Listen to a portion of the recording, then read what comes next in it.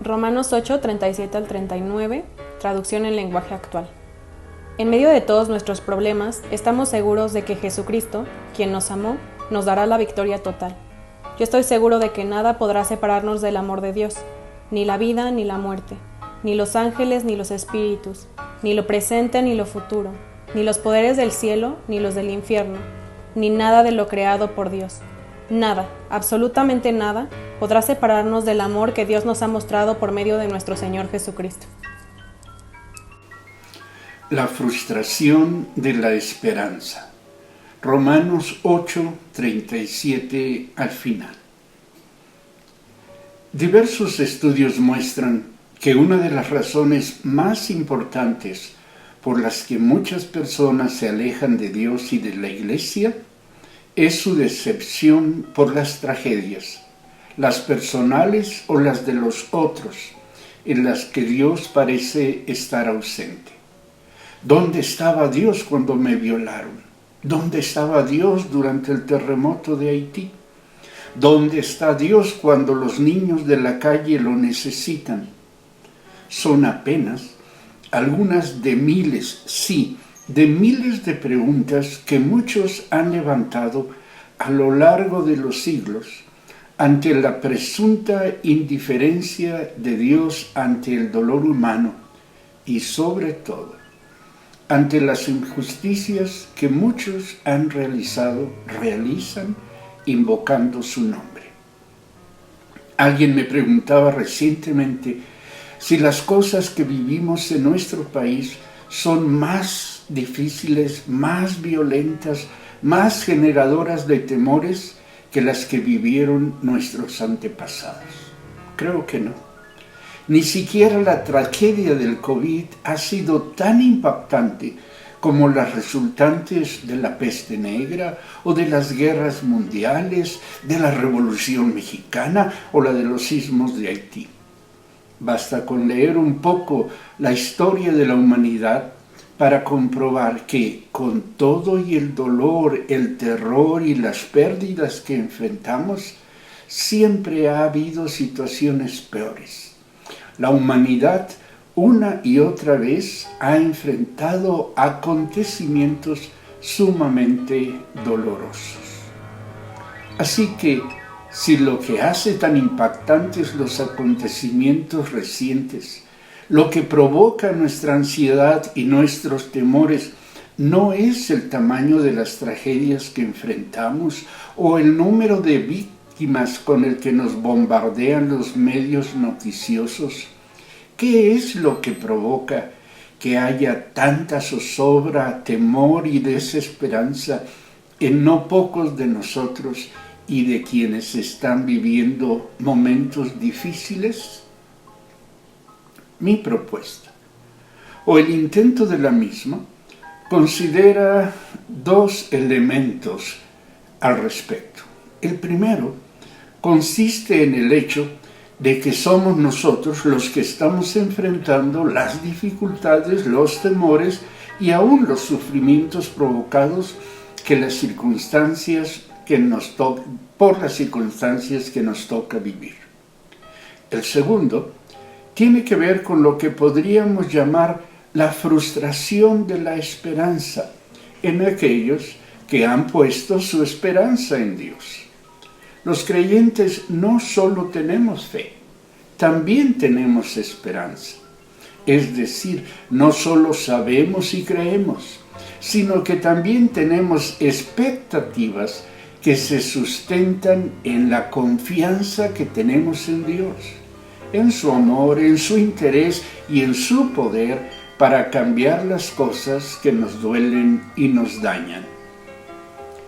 Quienes hemos puesto nuestra esperanza en Dios, hemos orado tanto por tantas situaciones, por tantas cosas que no solo son malas y dolorosas en sí mismas, sino que han demostrado tener el poder para afectar a muchas más personas y muchas más cosas.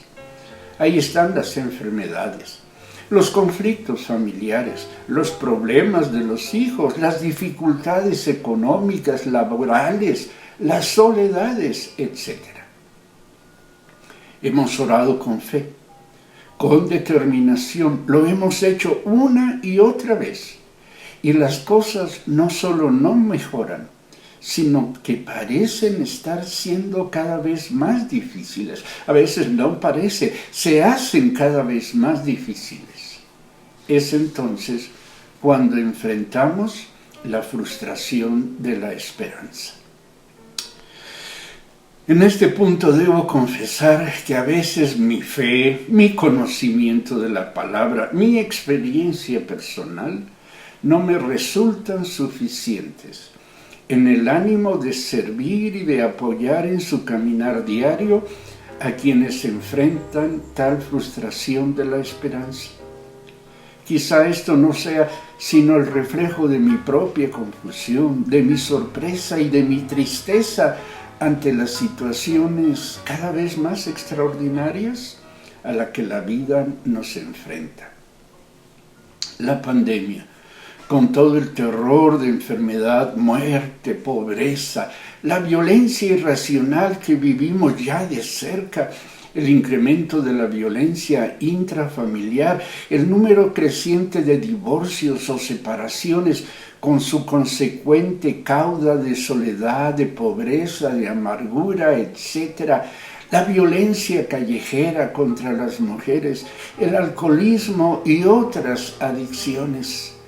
En fin, tantas cosas que parecían tan lejanas y sin embargo cada día están tocando a nuestra puerta o de plano se meten en nuestras vidas sin siquiera avisar, ni mucho menos pedir permiso. Realidades estas que provocan preguntas tales como ¿qué es lo que permanece en la vida? ¿Hay alguna garantía de bien para nosotros? ¿Hay alguna posibilidad para la paz, para la felicidad? ¿Dios resulta relevante ante tanto dolor y desesperanza? En estas circunstancias, la relación con Dios, creo que como a muchos otros, me resulta incómoda. Dios me resulta incómodo.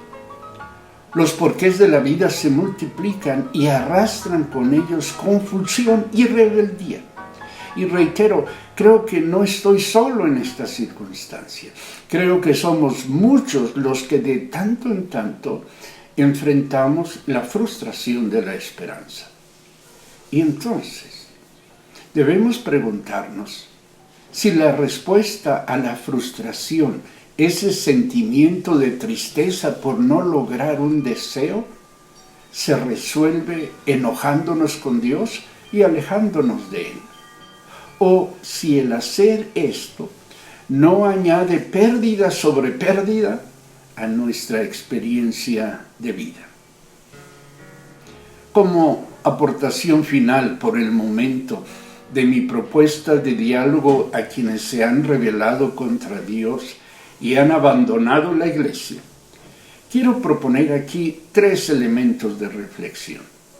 Desde luego, confieso aquí, como si fuera necesario hacerlo, mi acercamiento parcial al tema. Mi interés es que quienes se han alejado de Dios se vuelvan a Él. Aún así, te pido que consideres los siguientes elementos y que te animes a que conversemos sobre el tema. Insisto en que hacerlo nos ayudará a comprender mejor la vida y la fe. El primer elemento que te invito a considerar es que, como dijo Douglas, Dios no es la vida. Douglas es un pastor amigo del reconocido escritor Philip Yancey. Douglas enfrentó la muerte de su esposa e hija en situaciones dramáticas. Cuando alguien lo cuestionó acerca de cómo es que podía seguir creyendo y sirviendo a Dios, este pastor respondió: tenemos la tendencia a pensar que la vida debería ser justa, puesto que Dios es justo. No obstante, Dios no es la vida. Con esto, Douglas nos recuerda que la vida no es lo que debería ser, ni lo que nos gustaría que fuera. La vida es la vida, y en su ser la vida tiene su propia dinámica. No siempre predecible, no siempre comprensible y sobre todo no siempre controlable. Podemos controlar muchas cosas, es cierto, pero no podemos controlar la vida. Dios nos ha creado libres, con la capacidad de decidir, de hacer y también de enfrentar las consecuencias del ejercicio de nuestra libertad.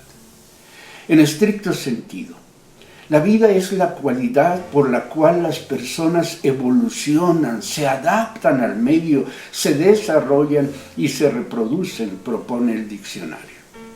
Así, mucho de lo que enfrentamos, si no es que todo ello, resulta del quehacer humano en su interrelación con la naturaleza y no del quehacer divino. La naturaleza misma tiene sus propias dinámicas de evolución, mismas que cuando se suman a las dinámicas personales y sociales, desarrollan eventos que, aunque han sido llamados actos de Dios, no siempre son producto de la voluntad divina. Cuando Jesús asegura que Él es el camino, la verdad y la vida, Juan 14:6, se refiere a la plenitud que resulta de vivir en comunión con Dios y siendo ético en el todo de la existencia.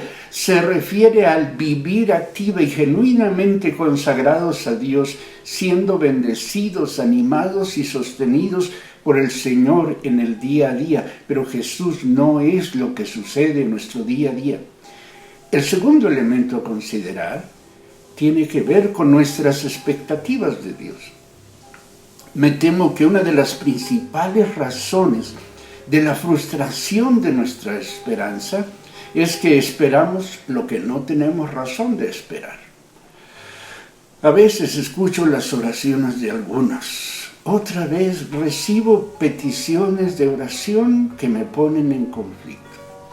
Ello porque sé que de acuerdo con la doctrina bíblica, lo que se ora y lo que se pide no responde a lo que la Biblia enseña acerca de Dios, acerca de nosotros mismos y aún acerca de la vida. Santiago asegura que muchas veces pedimos y no recibimos porque pedimos mal. Este mal se refiere al hecho de que en la mayoría de los casos, muchas oraciones y peticiones son inmediatistas y enfocadas en las personas antes que en la manifestación plena del orden de Dios, tanto en lo personal como en lo familiar y en lo social. Aquí debemos preguntarnos, cuando nos enojamos con Dios y le reclamamos su aparente indiferencia e injusticia, si lo que hemos pedido, lo que estamos pidiendo, resulta acorde a su carácter, si afirma su santidad, su señorío y si resulta un espacio propicio para que se manifieste su reino entre nosotros. Creo que deberíamos abundar en la consideración de este punto y lo haremos con la ayuda de Dios.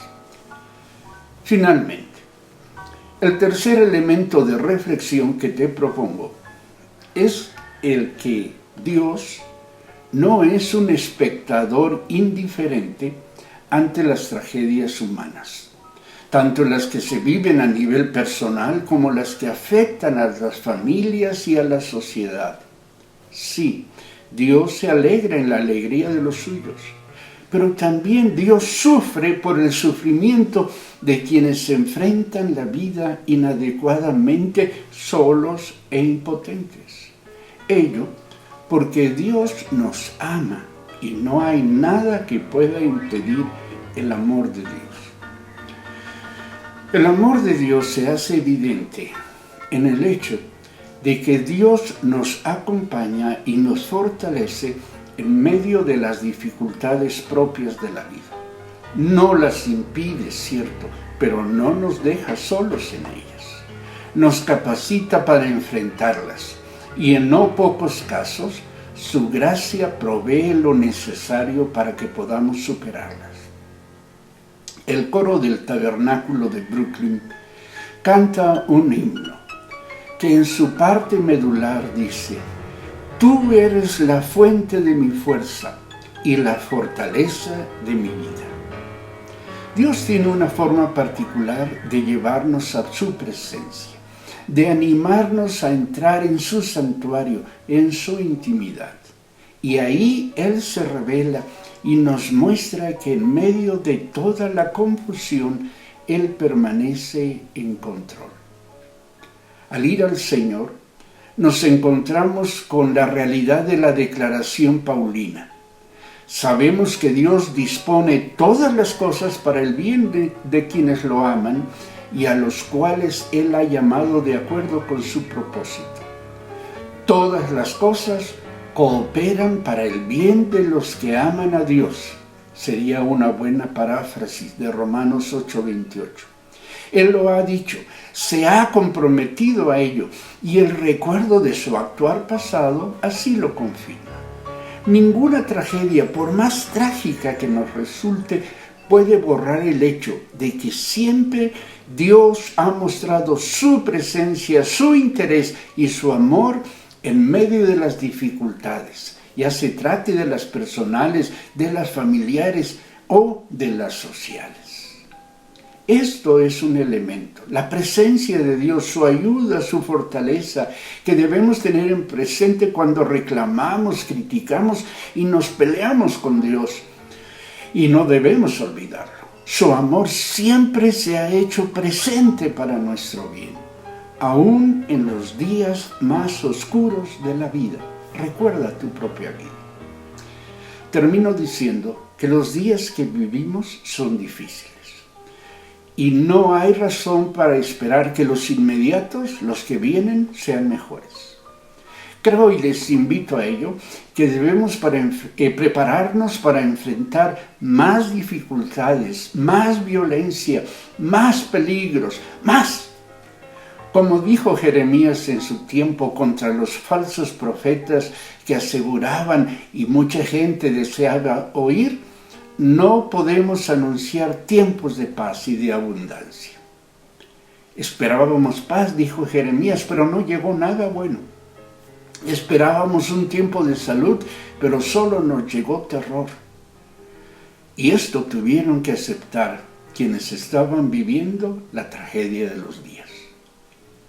Pero a ti que dudas de Dios, quiero recordarte que Dios te ama y que ama a quienes están en desgracia, que Dios se conduele con quienes sufren y se truena los dedos al darse cuenta de que mucho del sufrimiento humano responde al hecho de la rebeldía ante el llamado divino a la comunión y a la paz. Dialoguemos, ¿te parece? Hablemos de Dios, hablemos de la vida, hablemos de nuestras dudas, de nuestras convicciones y de nuestra esperanza. A esto te animo, a esto te convoco en el nombre del Señor. Dios te bendiga.